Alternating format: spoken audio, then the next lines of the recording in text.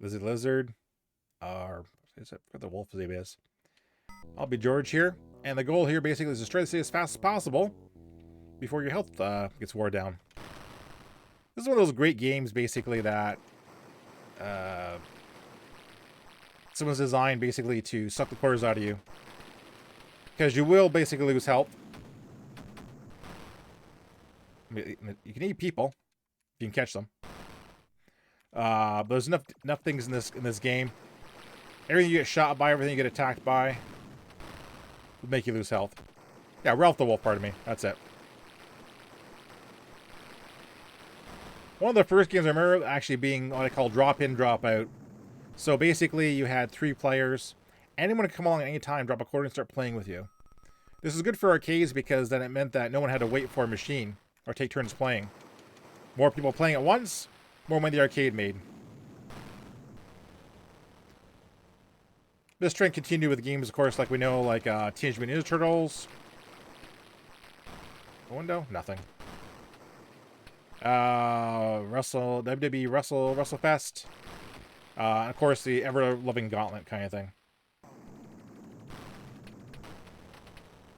Pretty some soldiers here. You can punch windows, and sometimes there's objects behind them, like food, poison, stuff like that. Fire pots. Oh, we're really gonna get extra points.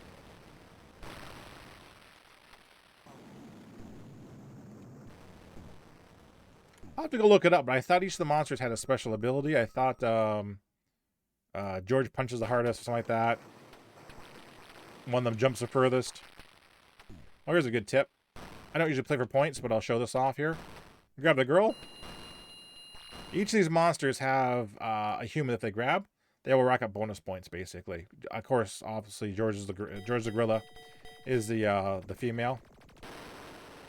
If you punch, you will lose her. After a while, she will just slap him, and you will lose her. If you're trying to rack up points, that's a good way to do it.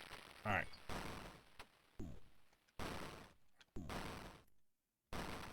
The helicopters are extremely annoying. The tanks, I think, are the most annoying. I've never been able to actually destroy a tank in less than 3 tries. They always get a shot in on you. Let's just look for any kind of items here that are lurking behind these things here.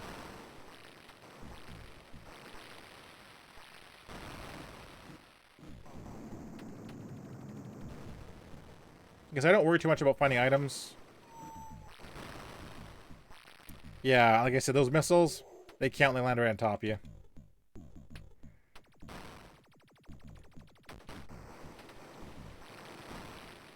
Once you do die, basically, you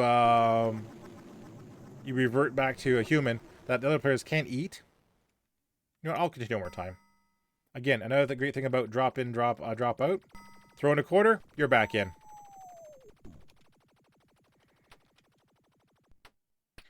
This had several ports. The one I remember the most was there was a Rampage game for the GameCube that had Rampage Roll Tour, as well as kind of the base game was a 3D game. I forget what it's called, Rampage. I forget, I have to look it up. But you could have a choice of the 12 monsters trying to destroy a 3D city. It was a hoot. And the bonus was you got Rampage Original and Rampage World Tour on the GameCube disc itself. I still have it. All right. This game basically just is endless loop. Nothing changes but the 1, 2. Oh, I missed it there. But the names of the city, they're all like randomly generated. There is no ending of this game. It just goes on and on and on and on and on. I think the one for the NES and the one, they did have a name for it where you wind up on the moon or something like that, but I can't be sure.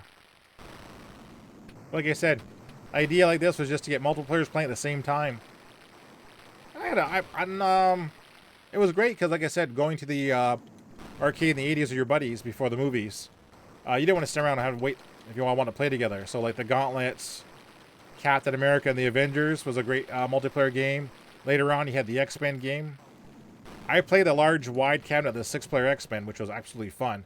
Well, playing together 6 people is fun.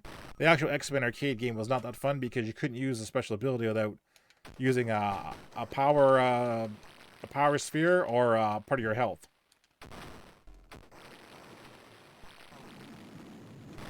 Slimes will execute you if you hit them when they're lit, so don't let them.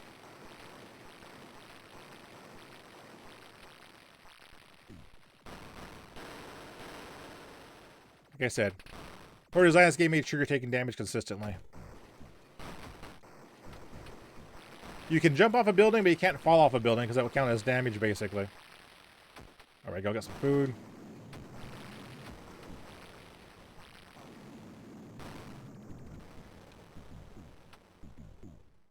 There goes the dynamite guy.